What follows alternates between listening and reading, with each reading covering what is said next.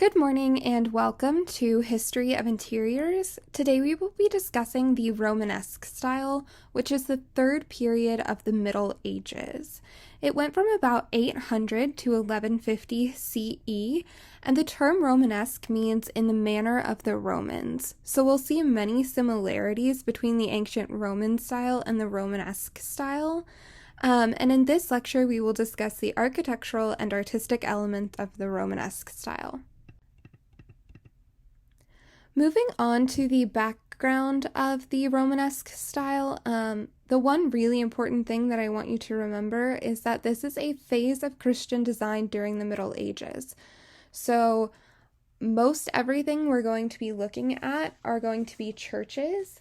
And early on, the Romanesque style also made use of the ancient ruins of Rome, but they didn't necessarily have access to these in all areas throughout the Western Roman Empire, specifically in France. So as you can see with this first bullet point here, this style started in Italy and southern France. It would eventually be carried further than that, but it did take place in that Western Roman Empire. So remember from our Byzantine lecture that when the Roman Empire fell, it split into two halves. So you had the eastern half, where the Byzantine style really got its foot set, and then the western side, which is where we'll see the Romanesque style begin.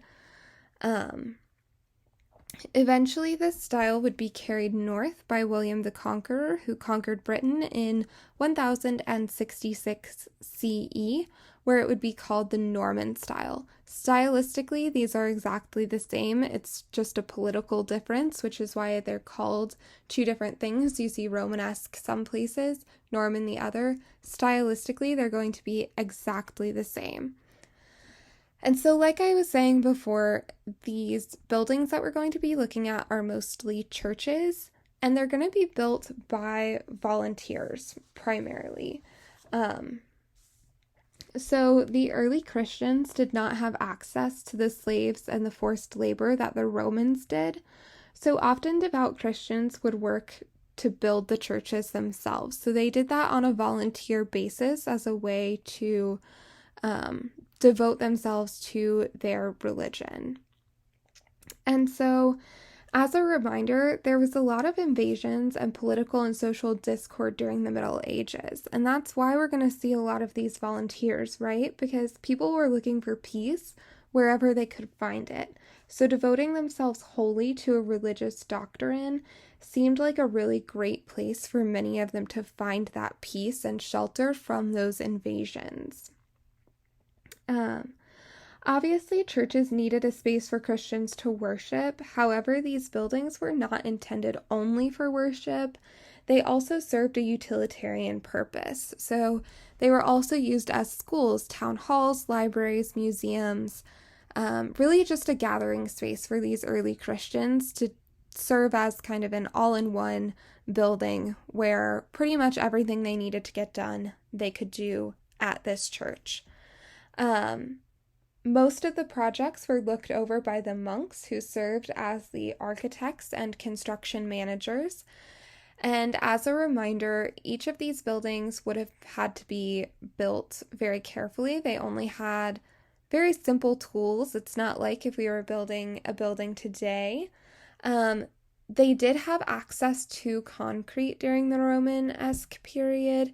They hadn't lost that recipe quite yet, so they were still able to use some concrete. It wasn't necessarily as sophisticated as the concrete that we saw in ancient Rome, but they did have access to it, so that was a big bonus for them as they were trying to build their buildings. However, eventually that recipe would be lost. We wouldn't have it anymore. So they once again had to go back to simple stone masonry. Continuing our discussion on the background of the Romanesque Empire, one thing to note is that the feudal system really started to gain ground during this time period. And the feudal system is a hierarchical system that bounds the serfs to the land. As you can see based on this depiction here, you have the peasants or serfs down at the bottom. They serve a group of military leaders such as knights who serve lords and still military leaders mostly, all culminating in the king who sits at the top of the social hierarchy. So the feudal system was developed during the Middle Ages, and it is a type of social and political system. So really loosely explained, landowners provided land to tenants in exchange for their loyalty and service. And following the end of the Roman Empire, all political authority in the Western Empire basically disappeared. So the feudal system became a way for families to gain power and relevance, which they were quickly losing as that empire fell apart. Naturally, this style of system relies on rampant inequality. So there is extremes of wealth and poverty, almost further than extremes. A king would not really ever be in the same room as a peasant. They didn't interact with one another in any way, shape, or form. There were people who were paying absolutely nothing for things that they wanted for the most part, and people who could never make enough to pay for the things that they need. So incredibly unequal, and that was necessary for the feudal system to survive. They needed that nobility and peasantry and the system of power.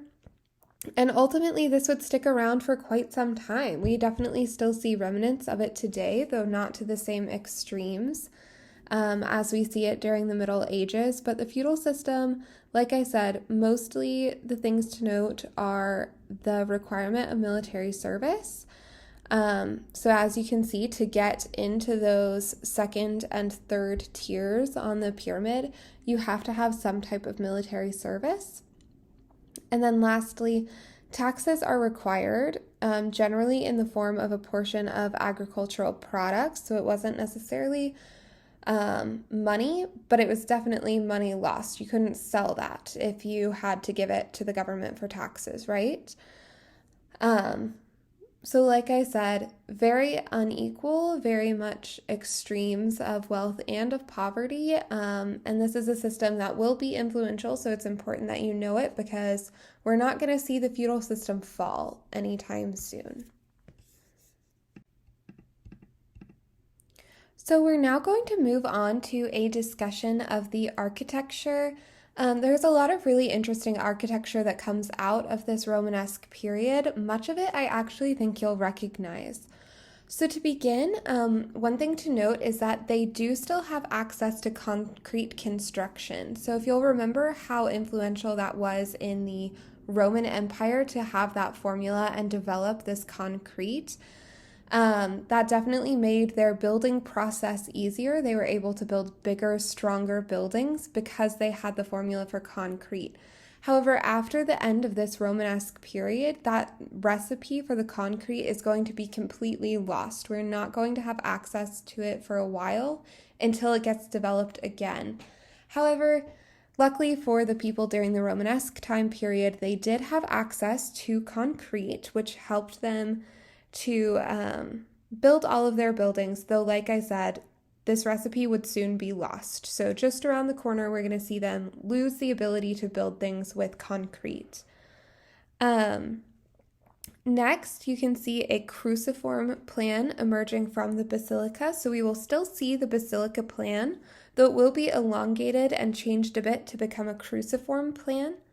And this still has many of the same features as a basilica plan, so just review your vocabulary and make sure that you have a good understanding of those terms. Just remember the nave, the aisle, the transept, all of those good things that we've discussed many times, and you will be successful. All of those parts are the same in the cruciform plan. It is just adjusted a little bit from the basilica plan, so very similar, but it is a new technical form of plan that is being developed in the Romanesque period. The Roman arch is revived and repopularized during this time. It's going to be used everywhere. We're going to see it on almost every building we see. It's one of the main features of Romanesque that differentiates it from early Christian and from what we're going to discuss next, which is Gothic architecture. So we can see those semicircular arches in numerous places, but mostly arcades as well as doors and windows. And then we're also going to see that Roman arch elongated into a form of ceiling, which will be known as a barrel vault. Going back to those windows, we are going to see a rise in popularity of the rose window, which is a circular window with several parts and pieces that kind of make it look like a floral design, which is why we call it a rose window. This will be developed during this time period, but we do tend to associate rose windows more with the Gothic churches that we'll study next week.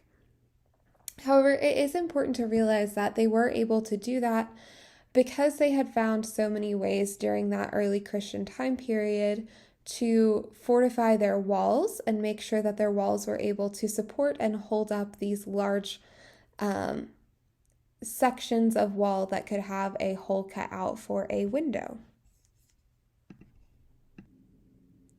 So on this slide, you can see an image of the cathedral complex in Pisa, Italy. This is most recognizable from its bell tower in the back, also known as the Leaning Tower of Pisa. So one thing that you can note here that really solidifies this into the Romanesque period is the use of the Roman arch throughout. You can see it almost everywhere, that semicircular arch that has the same radius all the way across. But one of the main things to consider when looking at this is actually the fact that it was built as a larger complex, right? So you have the main cathedral, which obviously would have been the most important of the religious structures, but you also have the bell tower and the baptistry. So the bell tower, which is also called the campanile, would have been significant to that, as well as the baptistry, which is out front. It's this little round area here. So in the Middle Ages, before the river's silt deposits pushed the sea away, Pisa was located very near to the coast. It was an important port city from Roman times onwards, and by the 11th century, it became a maritime republic, which is a city-state whose economic base is in the maritime trade. It also competed with several other Italian naval powerhouses like Genoa, Venice, and Amalfi to dominate the Mediterranean trade routes. Pisa warred constantly with its rival maritime powers in Sicily and North Africa and on the Italian mainland, so it wasn't necessarily the most peaceful place. But the cathedral for which it is now famous was built starting in 1063 CE in the wake of Pisa's naval victory over Palermo. So they started to build this cathedral because they believed that it would really solidify their power in the Italian peninsula. So like most cathedrals on the Italian peninsula, Pisa's was built as an assembly of freestanding buildings, including the baptistry and the bell tower, which is also called a campanile, as I talked about a little bit earlier. And then the Pisa Cathedral complex was unusual, however, in that it was situated well outside the city walls in a grassy precinct that incorporated an ancient cemetery. So rather than this being built centrally to the city, it was something that they wanted people to see when they first arrived, so it was actually built outside of those city walls. It was also surrounded by the marshes of Arno, and so the precinct's damp soil contributed to a lot of unstable ground under the complex's key structures. This is most notable in the campanile or bell tower, which began to lean when it was still being built in the 12th century. So that's how we get that famous Leaning Tower of Pisa. I have personally climbed the Leaning Tower of Pisa when I studied abroad there a few years back. And You can definitely feel it leaning on the way up. It has quite a slant to it. And they actually only leave it open a few months of the year. The rest of the time, they're actually trying to do a lot of construction because they are noticing that the ground around it is shifting still, and they're hoping that they'll be able to stabilize it and make it hold up, as they're very afraid that as it continues to lean and continues to tilt, it's actually going to fall over in the near future. So there's lots of architects around hoping that they'll be able to stabilize it even at its current tilt so that they can maintain the leaning tower without having it topple to the ground. This slide shows you another angle of the Pisa Cathedral. So here you can really see those Roman arches that I was talking about a little bit on the last slide. Construction on the cathedral began in 1063 CE, and so this was designed by the architect Buscetto, and it was being built near the same time as St. Mark's was being reconstructed in Venice. So since we have that overlap in the timeline, we can see a lot of stylistic crossover between both the Byzantine and Islamic styles in this building. However, this building definitely does truly encompass all of the aspects of Romanesque design. As we can see, there's a really heavy emphasis on that Roman arch. So this church was originally built outside of the city's walls, which showed that Pisa had no fear of being attacked. Remember, they were really involved in the military at the time. They were trying to show their dominance. So cathedrals often would represent and hold the things that a community held most near and dear to them. And therefore, by putting that outside of their city walls, they were really daring anybody to come in and try to topple them. So this church is dedicated to the Assumption of Mary, which in the Catholic Church's belief, this is the moment when Mary, who's the mother of Jesus, ascended into heaven. It's pretty popular within the Catholic religion, but it's not commonly accepted throughout all forms of Christianity. Architecturally, the Pisa Cathedral borrows and reinterprets many features from older buildings. It has a basilica footprint with double aisles separated from the nave by a colossal Corinthian columns, a trussed timber roof, and a single semicircular apse, all perhaps intended to recall the old St. Peter's in Rome. Each of the arms of the transept repeats this basic formula on a smaller scale, with single aisles flanking a central space that leads to a smaller apse, creating a four-armed ground plan. This and the substantial galleries below the clerestory windows recall the basilicas of the early Byzantine East. The builders also added new features, so above the arcade and the galleries and between the clerestory windows, one finds expanses of cream and green striped wall. Although the pattern here is different from that found on the walls of the San Miniato in Florence, both share the same complexity and conspicuous display of expensive materials.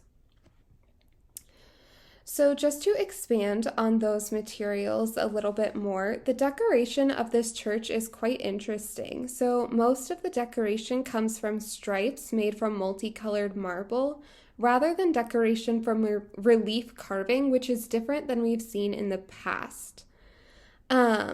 The design is embellished with engaged columns, so as you'll notice, the columns around the sides and that first layer are all connected to the wall, so there's not actually a three-dimensional gap, I guess. They are three-dimensional, they do stick out from the wall, but there's not a space that you can walk in between them. They're not a true arcade. So all of those are known as engaged columns because they are stuck to the wall. Furthermore, this church reused stones covered with inscriptions that were imported from Rome and placed seemingly at random. And the point in doing this is that they wanted to invent an ancient history of Pisa. They wanted to tie it back to ancient Rome because, as I discussed before in earlier lectures, it was still really common to revere Rome and everything about the Roman Empire, despite the fact that Rome had fallen. So the town didn't really have any connection to the ancient world, but it was trying to manufacture that wherever it could, and that's why it was using stones from the ancient buildings that weren't native to Pisa. So as you can also note, the cathedral makes use of simple geometry, So you'll see a lot of rectangles, triangles, and semicircles, and above the ground floor, the facade becomes dramatically three-dimensional with the open arcades. So once again, that contrasts the engaged columns around the sides and in that lower level.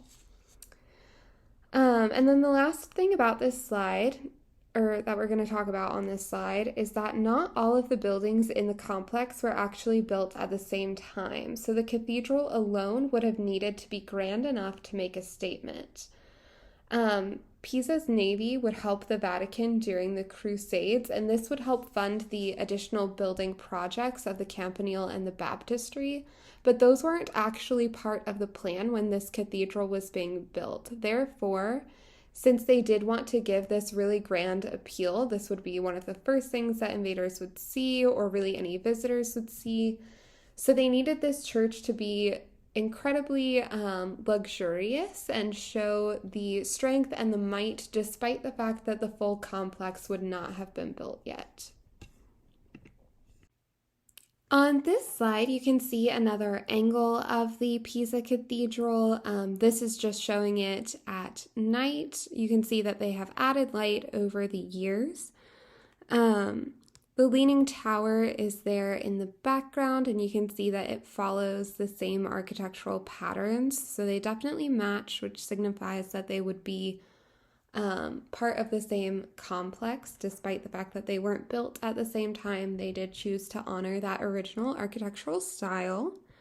And then one last thing to really note about this particular building is that the major building construction material was concrete. So, like I said, the Romanesque period will be the last to have that recipe for concrete, but they were able to use it when constructing this. So all of this marble is just encasing a concrete core.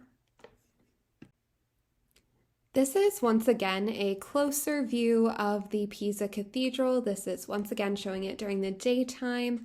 And you can really see the engaged columns and the arcades here. So you can see all of that detail of the use of Roman style columns that's being brought back into this specific style.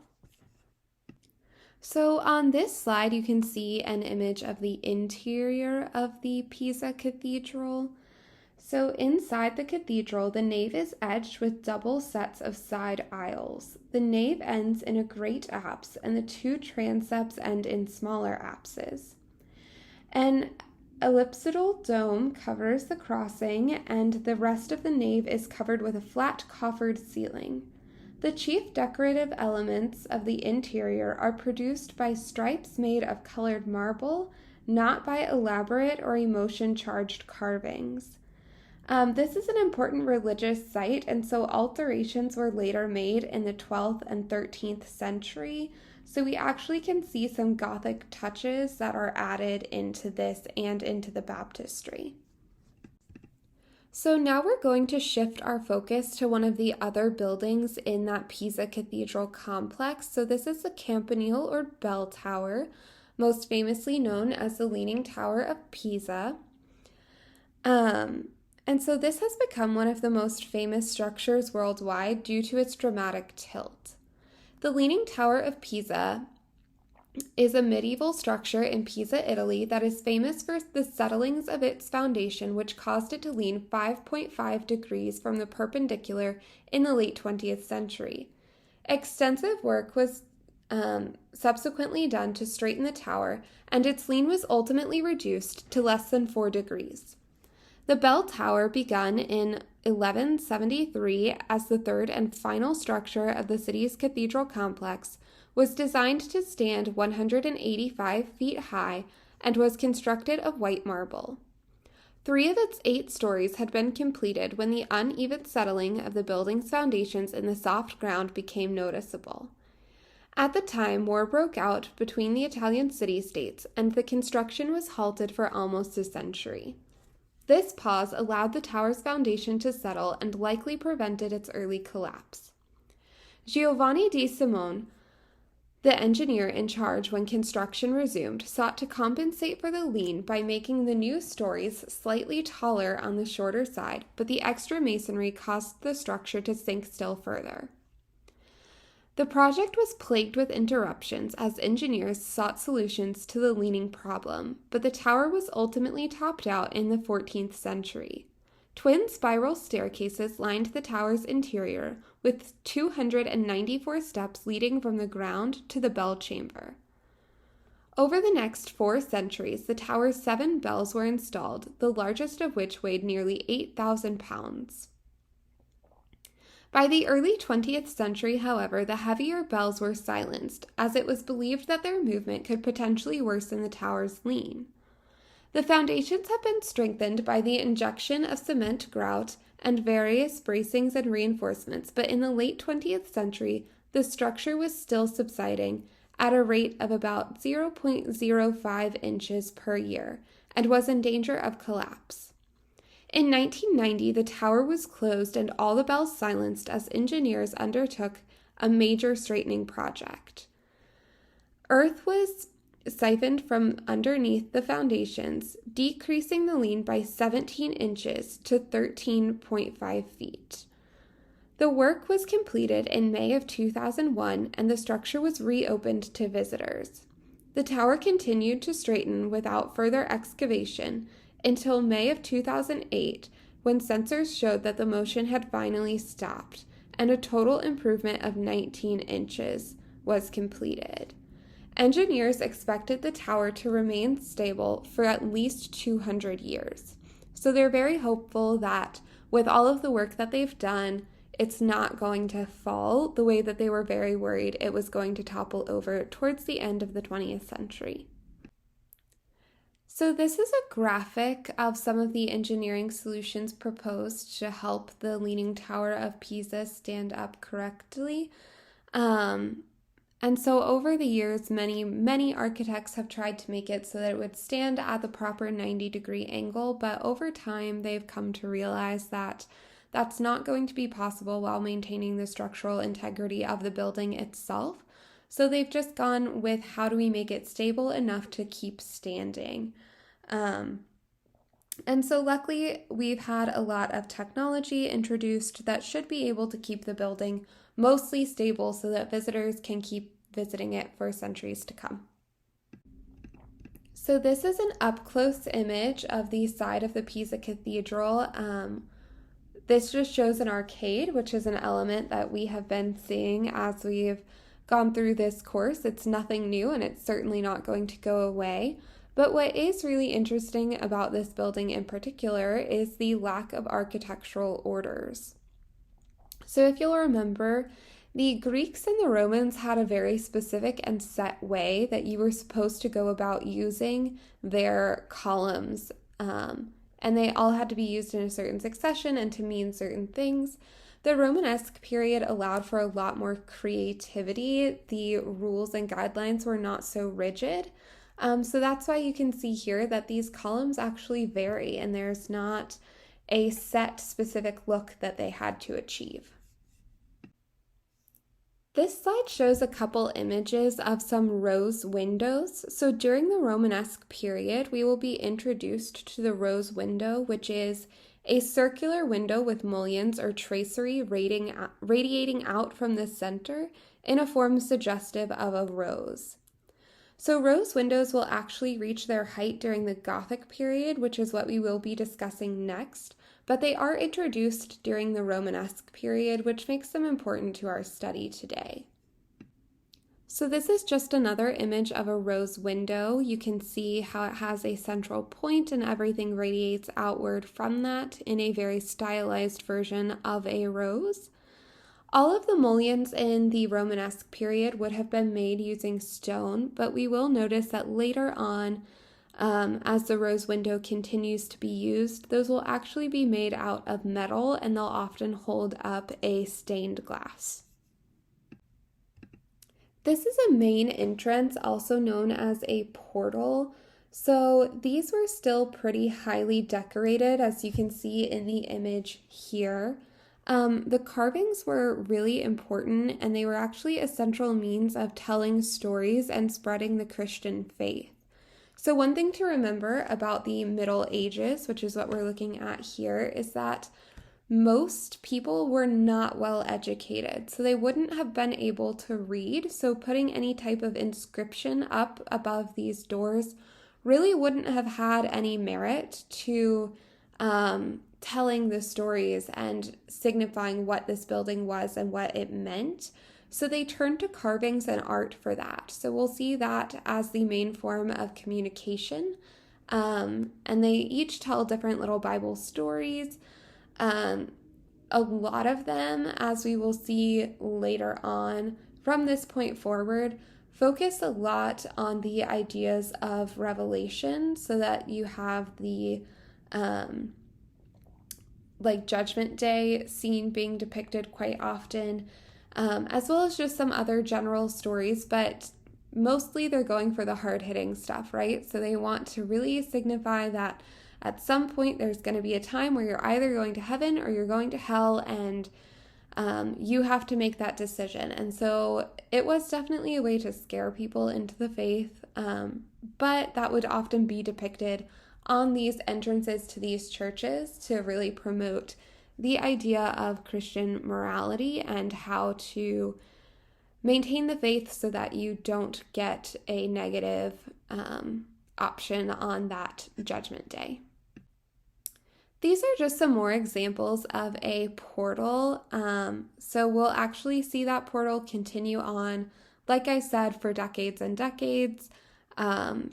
But the one that is rounded, that's actually going to be the one that's associated with the Romanesque. The rest will be introduced during the Gothic period. Now we're going to start our discussion of the interiors of the Romanesque period. On this slide, you can see a list of several staples of Romanesque interiors. So the first that you'll notice is called the ribbed ceilings. And these just add little extensions almost to the ceiling. When we see a picture, it will become very clear what these are. But they not only add a decorative element, they also add support. So they hold up those vaulted ceilings that are becoming increasingly popular.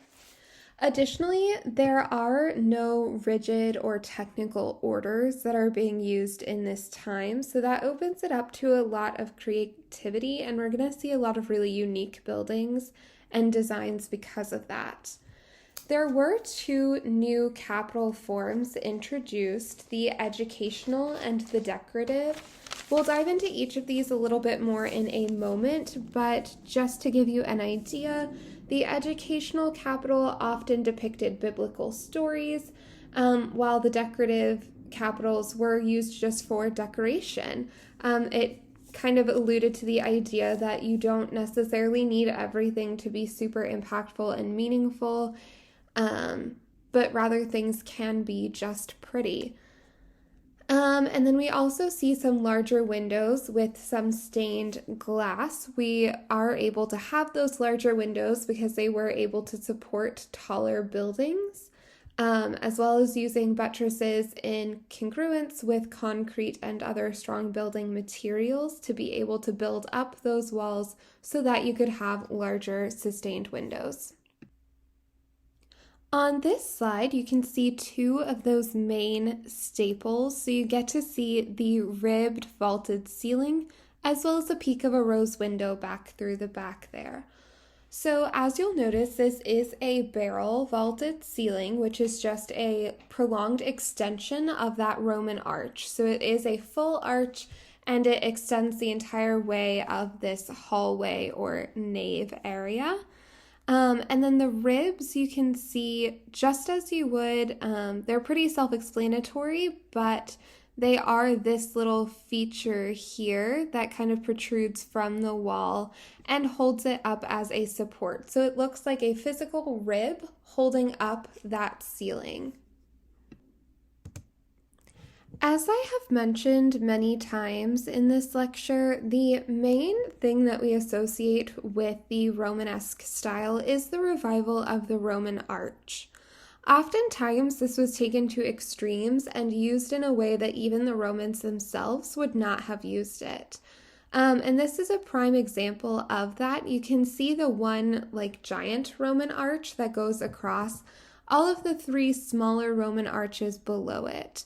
No actual Roman building would have used it this way, as it didn't fall within the technical guidelines of the Roman orders, but it does still give you a Roman look, or a Romanesque look. It revives the ideals of what a Roman building can be, but done and interpreted in a completely new and creative way. Once again, when looking at the creativity of these buildings, it's important to realize that there were no orders. So there was nothing specifically instructing any of the artists or architects or interior designers into a set guideline of what they were or were not allowed to build. So if you'll recall back to the Greeks especially, but also the Romans, there was a very set and specific way in which each column had to be used and had to be placed, and that wasn't to be altered. No architect really got to have creativity over that. They could definitely choose what carvings got to go into a space or how to decorate the space once it was already built, but each column had a very specific purpose. That wasn't the case in the Romanesque period, so there is actually a lot of creativity and uniqueness to each of these buildings. As you can see here, these columns are very stylized, they're very curvilinear, and they don't necessarily follow a strict or guided rule. And therefore, that's one of the ways that we can notice that this falls into a Romanesque period instead of one of the ones that came before it, because this type of creativity would not have been accepted or allowed during the actual Roman Empire. As I mentioned before, there were two types of capitals that were introduced during the Romanesque period. You had the educational capital and the decorative capital. Most important, especially to the success of the church, was the educational capital. So one thing that is critical to understand about the Middle Ages in general is the general lack of education.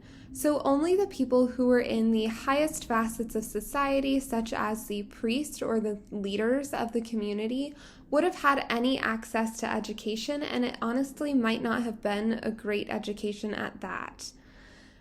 So that left the vast majority, if you'll remember, we talked about that feudal system developing. The vast majority of people were left without any type of educational background at all. Therefore, they needed imagery and art to show off these biblical stories, as most people couldn't read. So they didn't actually have access to just a daily Bible that would have been used in the home the way that families would have in the following centuries. So since people didn't have access to necessarily books or any type of other religious material, they turned to art to tell the stories, and many of these capitals were used as a way to depict early Bible stories. They did depict, in many cases, stories throughout the Bible, but most of them will focus on the foundational tales of the religion's formative moments. So think back to Adam and Eve, the book of Genesis is seen often, and then larger art pieces at an altar or somewhere like that. That's going to tell more of the story of Christ itself. But the parables and, like I said, those formative, critical moments towards the religion, that's what's going to be most often seen on these educational capitals. Now, I talked about earlier that people couldn't read. But when I say a severe lack of education, I also mean that people would go to Mass and oftentimes not understand what they were being told, which is why these images are still critically important in the actual church building itself. So, Mass was often given in either Greek or Latin. We're not exactly sure when the switch from Greek to Latin occurred, but it would have been given in one of those two languages. This was not the everyday vernacular that people would have commonly used in their everyday life, which limited the number of people who could actually understand the Mass that they were attending. Therefore, to get the entire message of the Church across, rather than using language of any kind, whether written or verbal, they once again had to rely on these images, which is why every surface in the church that could possibly be covered with a story about Christ or about the Bible was used for that purpose. So on this slide, you can see some more images of those educational capitals. As you can tell, everything that I discussed on the last slide definitely still applies. You're seeing those early biblical stories depicted, a lot of historical figures, and that's one thing to note as well. So as you can tell in each of these capitals, they are very reliant on the human form and human figures to tell the story of Christ. And this is in direct contrast to the Islamic art that would have also been happening in the world at this time. If you'll remember, Islamic art doesn't allow for any form of human figure or really animal figure to be depicted at all. It relies on arabesque elements and calligraphy. So this is in direct contrast to that design style. On this slide, you can see an image of a decorative capital. So as I talked about a little bit before, we're finally seeing a little bit of freedom in art, right? That it can be something that is there just to be beautiful and add ornament. So as with all societies, and something that we've seen continually throughout this course, and we're going to see continue throughout this course, material culture is really important to understanding what societies valued. And we can tell that these societies in the Middle Ages really valued their religion by how much time they spent detailing and using the finest materials that they had access to build all of these cathedrals. So these were absolutely the finest buildings that you would find. It's why so many of them are still standing, because they were built with such great care. And that's not to say that they didn't value the home or they didn't value public life, but ultimately everything that they did was centralized around the church. And so we can tell that because of the emphasis on the church in their material cultures. Everything that they left behind points towards the idea that the church was at the center of their livelihood.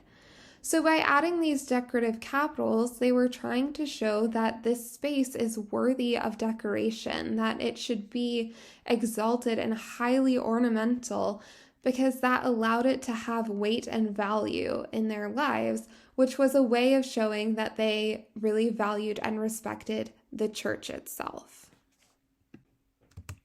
This is an interior view of a rose window, so you can see that circular form that forms a really stylized version of a rose.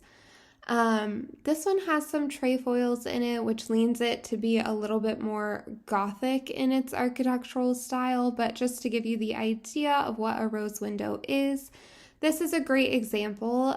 It's filled with lots of stained glass that would have told many biblical stories as well.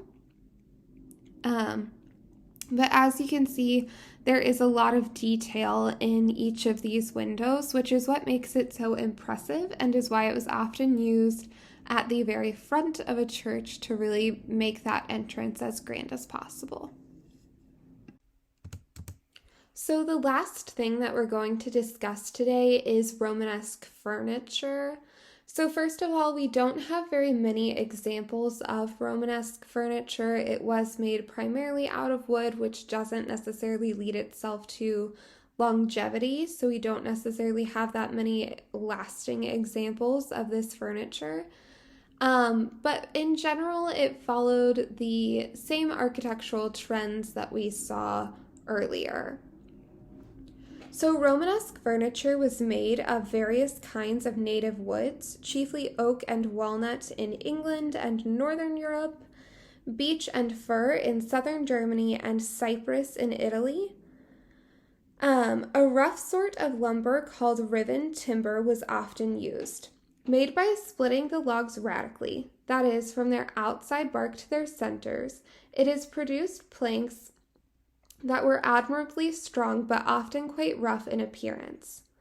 The roughness was often mitigated with carving, the most commonplace type being called chip carving, in which chips of wood surface were gouged or chiseled away to form patterns. The patterns were usually contained within a wooden circle or oval shape called a rondelle. Crude as it was, such carving could create interesting effects. Turning was also frequently used. It was popular throughout the Middle Ages and remains popular today. In this process of shaping wood, the turner spins the piece of wood on a lathe and while it is spinning, presses it against a knife edge or some other cutting or braiding tool. This is a particularly appropriate type of ornament for long, thin furniture members such as legs, arms, and stretchers. Later, it would also become a popular treatment for spindles and balusters. So on this slide, you can see a piece of furniture from the Romanesque period. As you can tell, it has those Roman arches, so it definitely features and mimics all of the same architectural trends that we studied before. It even has that same arcade, though the columns don't follow into any specific order, just as their architectural elements would not have fallen into a specific order. So while we don't have that many pieces, we are able to infer a lot from pieces like this and from studying their architecture. Just as I mentioned on the last slide, you can see clear inspiration from the architectural design of the Romanesque period. You can see the Roman arches, as well as the wooden circle, which I talked about a couple of slides back, which mimics a rose window. You can also see some of these areas that are open, which would lead itself to look like a portal. So all of the same architectural elements that we talked about before are present on this panel and on this piece of furniture. So the very, very last thing that we're going to discuss, sorry, I thought the furniture was all that was left in here, is going to be the ornament. So this is very crude and stylized. There's not a lot to it. It's not like with the Greeks where you would have all of the same egg and dart and endymion and all of that. You do still see some of that, but not necessarily to the scale that it was used before. Instead, we're seeing more of a simple checkerboard or chevron pattern, as well as embattlements. So that's going to be these little areas up here. Sorry, I'm going to see if I can draw them for you real quick. So these would have been important. Remember, there was a lot of warring. You're on the flip side of the Crusades at this point. So all of these would have been necessary for protection. A soldier could shoot an arrow or throw a spear from the little down parts here and then quickly just turn their back and hide behind one of the solid stone pieces. So those embattlements were critically important for their survival during attacks, but they also become quite famous for what this time has to offer in terms of ornament. When we think of a medieval castle today, we think of those embattlements. So they definitely have a really heavy weight in terms of their relevance to the Romanesque period. So that is really all that I have for you today. Remember that your first test is right around the corner, so make sure you're reviewing your slides and your vocabulary sheets. These will definitely be helpful for you as you start to review for your test. So with that, good luck with the rest of your module and have a great rest of your day.